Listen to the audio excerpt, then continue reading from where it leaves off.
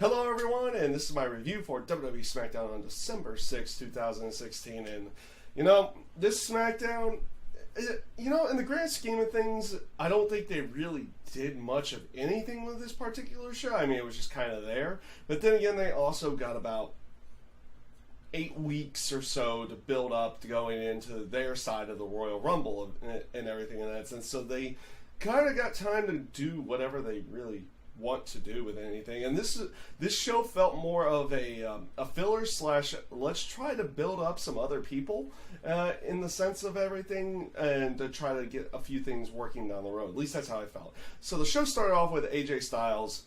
He came out in a walking boot, and the stuff that he did right at the beginning of the show was absolutely great. He gets in the ring and is like, okay, let's talk about the elephant in the room, and he shows a picture of what happened to him in the ring from TLC, where his pants tore and it just basically showed his ass. And everything on that sense. This was really good stuff, because it was like he was teasing the crowd and saying, oh, he was going to talk about the fact that he was injured and everything. He just kind of glosses over the fact that he's injured and not medically cleared to compete that night. So the match with him and James Ellsworth was not going to happen. And of course, Ellsworth coming out, he's playing this whole new delusional character in every way, shape, or form, saying it's like, I've got your number, you're trying to duck me and everything in that sense. And you could see it in AJ's face, like, really? You're really saying this? All right. And then he kind of also gives like a little bit of a warning for what he had done at TLC to Dean Ambrose, like saying that AJ knew when to stop beating him down and everything in that sense, but Dean Ambrose doesn't necessarily do it. The segment ends with Dean Ambrose's music hitting. He walks out, walks into the ring, Dirty Dean's James Ellsworth, and just walks away. Just real quick, just walks away. I actually liked this segment and where they went with everything. I thought it came off rather good throughout the entire show. Didn't really set up anything for later on, but kind of set up for, I guess, where they're going here in the very next couple weeks or so. Who knows where they're going with everything on that side of it. After that, it was Bray Wyatt and Randy Orton going up against Slater and Rhino. Wyatt and Orton go over in this match.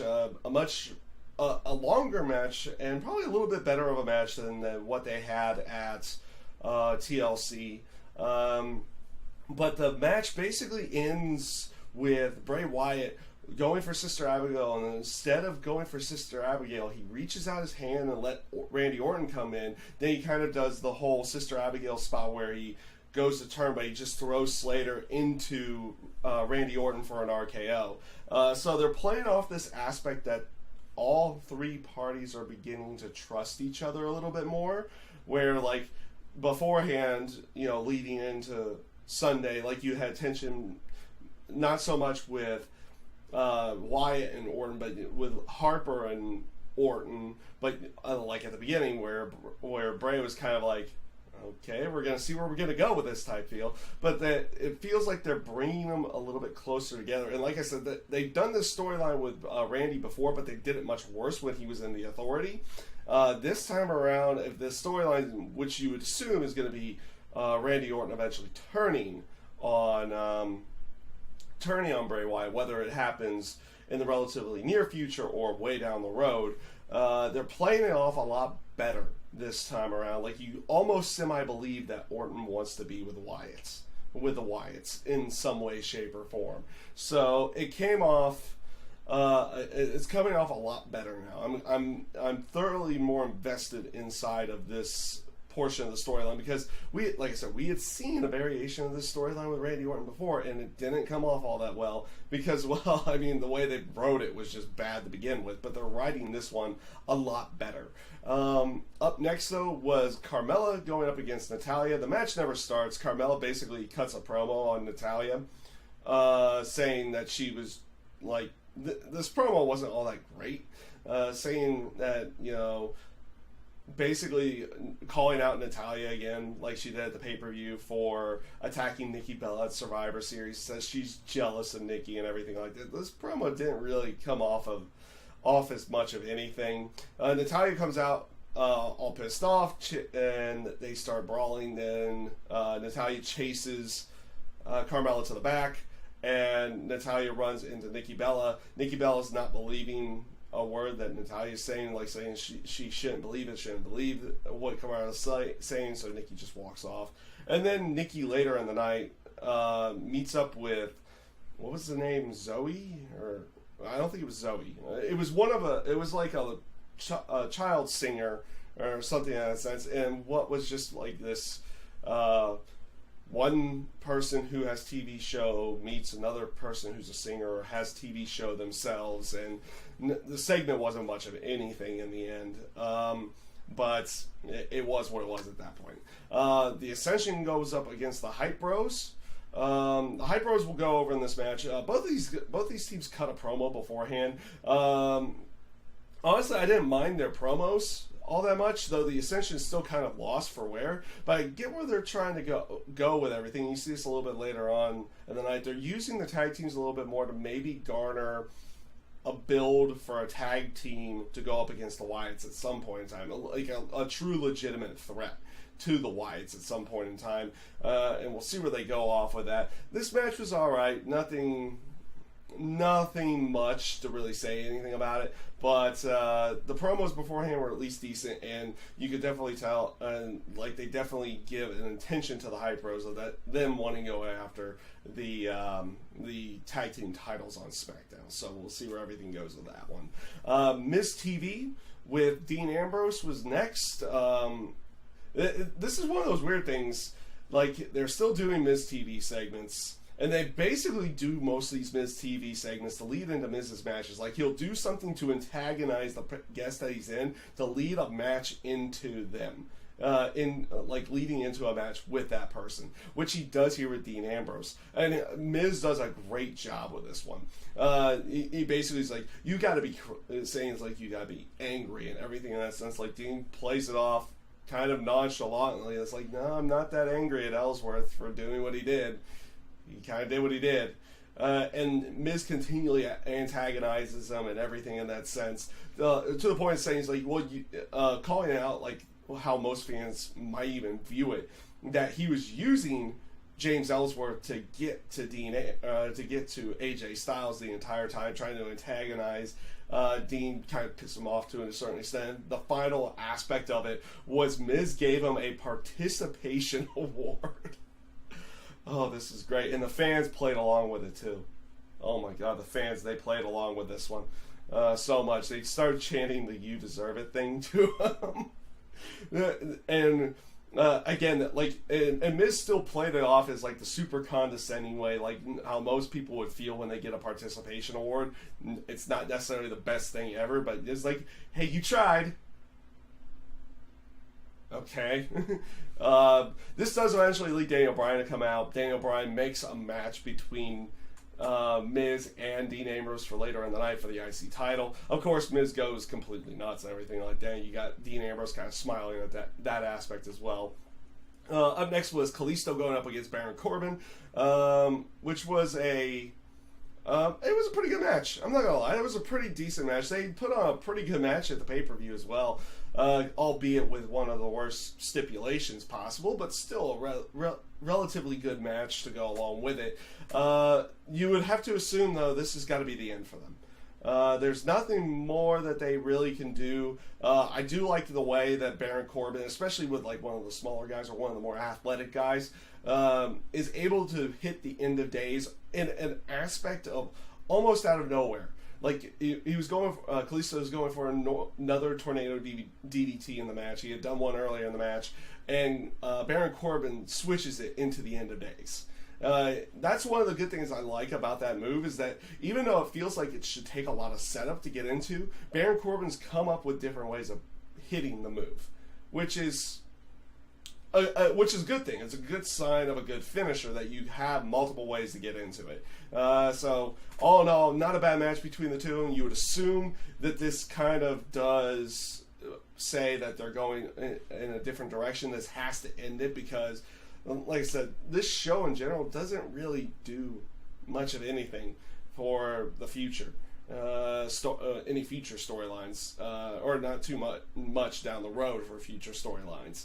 But you would assume this will pretty much end that one. Up next, they had Chad Gable going up against Tyler Breeze. This match was basically made when they were cutting a promo backstage, or American Alpha backstage, and of course, Breeze and Fandango basically come in there, start issuing citations because they're still the fashion police. And oh my god, they still have those Chippendale style outfits for themselves as well with the police outfits. I even like how American Alpha brings that up in this case. They cut a much better promo this week.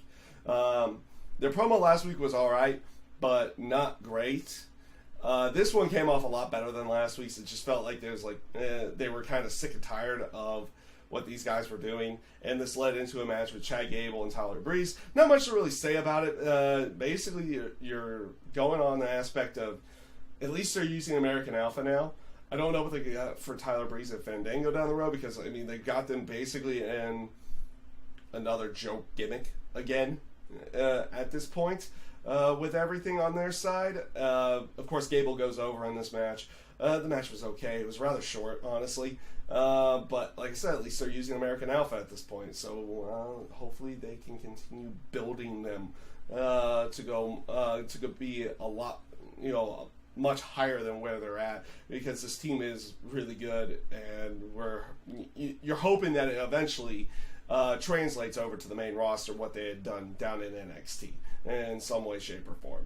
Up next, they had Alexa Bliss, who was going to have a celebration for her aspect of winning the SmackDown Women's title.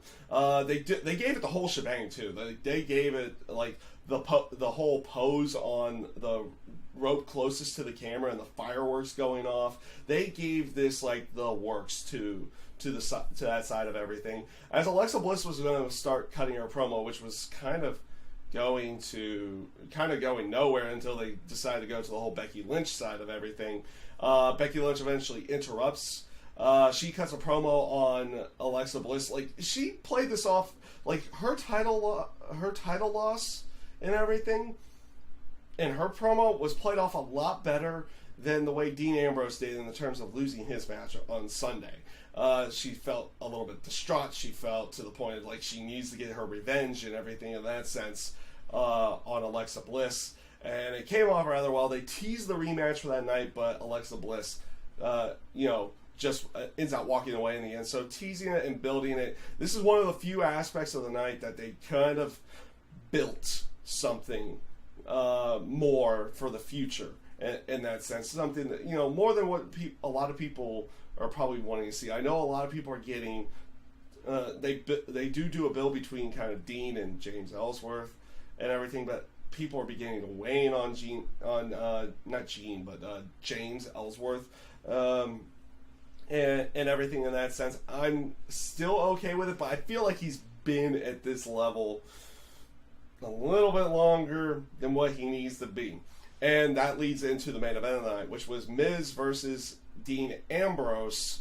And this was a rather decent match. But they're, again, playing it off that there's going to be probably some kind of Dean Ambrose, James Ellsworth match somewhere down the road, because Ellsworth comes out, he gets involved again in the match, costing Dean Ambrose the match itself, because he comes out there after Maurice interferes when the ref's back was turned, but it was ultimately James Ellsworth's distraction that led to the skull-crushing finale, which... That's another thing to go off. They play that move. They're protecting that move now. Like, it took one skull-crushing finale for Miz to beat Dean Ambrose. That's a little bit of protection of that move in that sense. But like I said, it also kind of builds something saying that there's going to be some kind of Ellsworth-Ambrose match down the road. And I know a few people are beginning to weigh on it. I know it was kind of fun and everything at the beginning of it. I think they took it maybe a little too far. But obviously they still got to write themselves out of it. It's not one of those things like, just James Ellsworth just goes away. And you kind of got to get him out of there in some way, shape, or form. And It doesn't look like they're going to fully do it by just having a match with him and AJ Styles. It looks like they're going to have something with Dean Ambrose as well. So we'll see how everything plays off in the end to go along with that. But overall this week, SmackDown, it wasn't a bad show by any stretch of the imaginations. I feel like there was some good stuff. It may be some build, trying to build some kind of hype between some other tag teams and everything in that sense to maybe make viable threats to the Wyatts down the road or something in that sense. And a decent build in the Alexa Bliss and Becky Lynch storyline to go along with it. But otherwise, this SmackDown kind of felt meh in the end. There wasn't, like, you didn't feel like there was much into the future that they were going into, and the stuff that they did go, that does go into the future. I also have a couple little snippets here and there. Wasn't all that great. Wasn't all that great this week. A little bit of a down week this week for SmackDown, and we'll see how everything comes along next week and everything in that sense. We'll see where they go with everything.